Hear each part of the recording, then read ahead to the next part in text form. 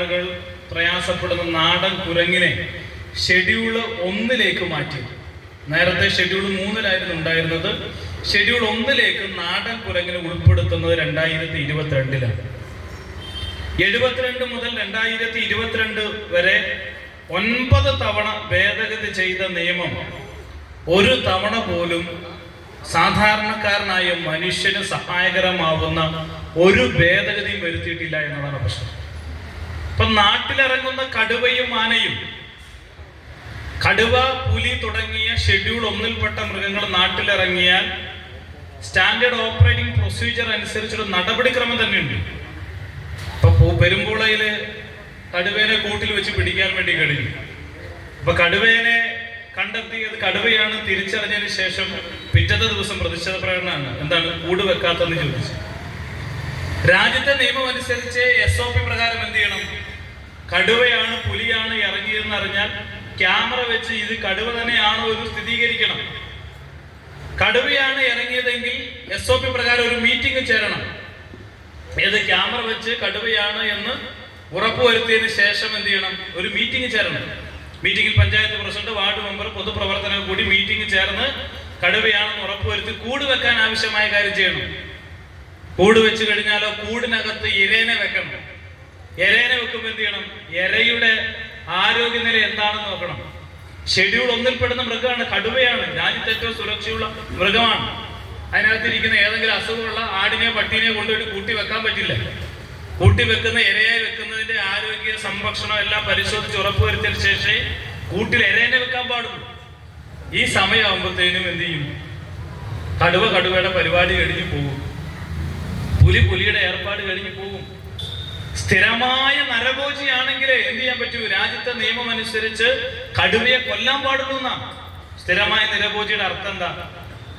ഇടയ്ക്കിടയ്ക്ക് മനുഷ്യനെ തിന്നുകൊണ്ടിരിക്കണം എന്നാണ്. എന്നാലേ എന്ത് ചെയ്യാൻ പറ്റൂ? ഈ നിയമത്തിൽ കടുവയെ കൊല്ലാൻ കഴിയൂ എന്നുള്ളതാണ്.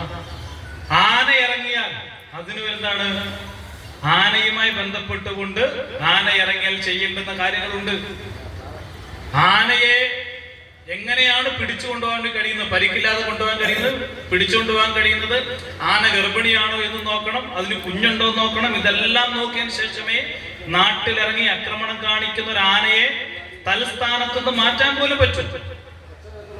2013 ഉണ്ടായിട്ടുള്ള ഒരു കടുവയുമായി ബന്ധപ്പെട്ട് ഏറ്റവും അവസാനം സ്ഥിരമായി 12 പേരുടെ ജീവനെടുത്ത കടുവയെ വെടിവെച്ച് കൊല്ലാൻ ഉത്തരവിട്ട ചീഫ് വൈൽഡ് ലൈഫ് വാർഡൻ ഇപ്പോഴും കോടതി കയറി ഇറങ്ങാണ്. 12 പേരുടെ ജീവനെടുത്ത കടുവയെ. നാട്ടിലിറങ്ങുന്ന കാട്ടുപന്നി, പെരുകുന്ന ശല്യമൃഗമായി തീർന്നുകൊണ്ടിരിക്കുന്ന കാട്ടുപന്നി പോലെയുള്ള മൃഗങ്ങൾക്ക് സംരക്ഷണം കൊടുക്കാൻ അതിന് ഭേദഗതി വരുത്തി, അതിനെ വെർമിനെ പ്രഖ്യാപിച്ച് മനുഷ്യർക്ക് എങ്ങനെയെങ്കിലും അതിനെ കൊന്ന് ഒഴിവാക്കാനുള്ള ഒരു നിയമ ഭേദഗതി അനിവാര്യമാണ്. പക്ഷെ നമ്മുടെ നാട്ടിൽ അത് ഉണ്ടാവുന്നില്ല. നേരത്തെ ഇവിടെ സൂചിപ്പിച്ചതുപോലെ കേരളത്തിൽ ഐക്യകണ്ഠേന പ്രമേയം പാസ്സാക്കുന്നത് വളരെ കുറച്ചാണ്. 2 കക്ഷികളായതുകൊണ്ട്, പ്രധാനപ്പെട്ട 2 മുന്നണിയായതുകൊണ്ട്, LDF UDF ഒക്കെ ആയതുകൊണ്ട് അഭിപ്രായ വ്യത്യാസങ്ങൾ ഉണ്ടാകും. പക്ഷെ കേരള നിയമസഭയിൽ ഐക്യകണ്ഠേന 2 തവണ പ്രമേയം പാസ്സാക്കി. 1972 വനം വന്യജീവി നിയമം ഭേദഗതി ചെയ്യണം. ആ ഭേദഗതി ചെയ്ത് കേന്ദ്ര സർക്കാരിലേക്ക് 2 തവണ കൊടുത്തു. 2 തവണയും റിജക്ട് ചെയ്തു. ആ നിമിഷമാണ് എന്ത് ചെയ്ത്? ആദ്യത്തെ തവണ റിജക്ട് ചെയ്തപ്പോഴാണ് നമ്മുടെ സംസ്ഥാന ഗവൺമെന്റ് തീരുമാനിച്ചത്, നാട്ടിലിറങ്ങി ആക്രമണം കാണിക്കുന്ന ഷെഡ്യൂൾ 3 പെടുന്ന കാട്ടുപന്നിയെ വെടിവെക്കാൻ ഉത്തരവിടാനുള്ള അധികാരം ചീഫ് വൈൽഡ് ലൈഫ് വാർഡനാണ്. അതാണ് നിയമം പറയുന്നത്. ചീഫ് വൈൽഡ് ലൈഫ് വാർഡന്റെ പദവി പഞ്ചായത്ത് പ്രസിഡന്റുമാർക്ക് നൽകി ഓണററി വൈൽഡ് ലൈഫ് വാർഡന്റെ ചുമതല നൽകി ഒരു ഉത്തരവിറക്കും. അതിന്റെ ഭാഗമായി കുറെയൊക്കെ കാട്ടുപന്നി നാട്ടിലിറങ്ങുന്ന ഇതിനെ വെടിവെക്കാൻ വേണ്ടി കുറെയൊക്കെ പഞ്ചായത്ത് പ്രസിഡന്റുമാരുടെ ഉത്തരവ് പ്രകാരം കുറെയൊക്കെ എന്ത് ചെയ്യുന്നതിന് കാട്ടുപന്നികളെ വെടിവെച്ച് ഇല്ലാതാക്കാൻ കഴിയുന്നുണ്ട്. കേന്ദ്ര നിയമം എന്താ? ഇത് ഉത്തരവിടണമെങ്കിൽ തിരുവമ്പാടി പന്നി ഇറങ്ങിയിട്ടുണ്ടെങ്കിൽ, കൂടഞ്ഞി പന്നി ഇറങ്ങിയിട്ടുണ്ടെങ്കിൽ, ആനക്കാമ്പോട് ഇറങ്ങിയിട്ടുണ്ടെങ്കിൽ, പൊന്നാങ്കയത്ത് ഇറങ്ങിയിട്ടുണ്ടെങ്കിൽ ചീഫ് വൈൽഡ് ലൈഫ് വാർഡൻ ഉത്തരവിട്ടാലേ എന്ത് ചെയ്യുള്ളൂ? കാട്ടുപന്നിനെ വെടിവെച്ച് കൊല്ലാൻ കഴിയും. നിയമം അതാണ്. ചീഫ് വൈൽഡ് ലൈഫ് വാർഡന്റെ ഉത്തരവാദിത്വമാർക്ക് കൊടുത്തു. ഈ പറയുന്നത് പോലെ നമ്മുടെ പഞ്ചായത്ത് പ്രസിഡന്റുമാർക്ക് നൽകി ചെറിയൊരു ആശ്വാസം കിട്ടി. പിന്നീട് വീണ്ടും അത് വന്യമൃഗശല്യം കൂടി വരുന്ന സാഹചര്യത്തിൽ സംസ്ഥാന ദുരന്തമായി പ്രഖ്യാപിച്ചു. സംസ്ഥാന ദുരന്തമായി പ്രഖ്യാപിക്കുന്നുണ്ട്. വേഗത്തിൽ നഷ്ടപരിഹാരം കൊടുക്കാൻ, നഷ്ടാനുകൂല്യങ്ങൾ എന്താണ് വേഗത്തിൽ കണക്കാക്കാൻ, വേഗത്തിൽ സഹായം എത്തിക്കാനൊക്കെ കഴിയുന്ന രൂപത്തിലേക്ക് മാറി. ഒരു ചെറിയ ആശ്വാസം കിട്ടി. എന്നാൽ അതുകൊണ്ട് ഈ പ്രശ്നത്തിന് പരിഹാരം കണ്ടെത്താൻ കഴിയുമോ? ഇല്ല. അതുകൊണ്ടാണ് കൺകറന്റ് ലിസ്റ്റിൽ ഉൾപ്പെടുന്ന രാജ്യത്തുണ്ടാക്കുന്ന നിയമങ്ങളെ union list, state list, concurrent list, ഇങ്ങനെ 3 ലിസ്റ്റുകളിലായിട്ടാണ് ഉൾപ്പെടുത്തുന്നത്. 1972 വനം വന്യജീവി നിയമം കൺകറന്റ് ലിസ്റ്റിൽ ഉൾപ്പെട്ടതാണ്. മൂല നിയമമായി 72 വനം വന്യജീവി നിയമം നിൽക്കുന്നതാണ്.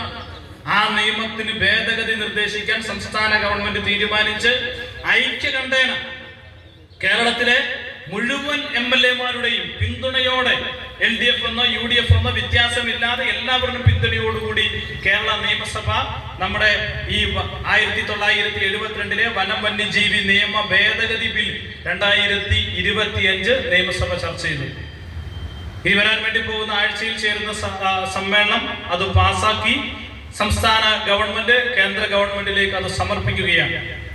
എന്താണ് പ്രധാനപ്പെട്ട 2 ഭേദഗതി? ഇതിനകത്ത് 2 ഭേദഗതി എന്ന് പറയുന്നത് പെറ്റുപെരുകുന്ന മൃഗങ്ങളെ, എണ്ണം പെട്ടെന്ന് വർദ്ധിക്കുന്ന മൃഗങ്ങളെ നിശ്ചിത കാലത്തേക്ക് വെർമിനായി പ്രഖ്യാപിക്കാൻ കഴിയുക എന്ന് പറഞ്ഞാൽ കാട്ടുപന്നി പോലെയുള്ള മൃഗങ്ങളെ വെർമിനായി പ്രഖ്യാപിക്കാനുള്ള അധികാരം സംസ്ഥാന ഗവൺമെന്റിന് ഉണ്ടാവുക.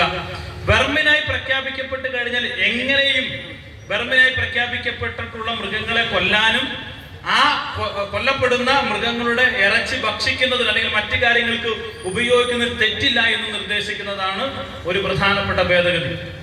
രണ്ടാമത്തെ പ്രധാനപ്പെട്ട ഭേദഗതി എന്താണ്? നാട്ടിലിറങ്ങി കൃഷിനാശവും അതുപോലെ ആളപായങ്ങളും ഉണ്ടാക്കുന്ന ആന പോലെയുള്ള, കടുവ പോലെയുള്ള ഷെഡ്യൂൾ 1-ൽ പെടുന്ന മൃഗങ്ങളുണ്ട്.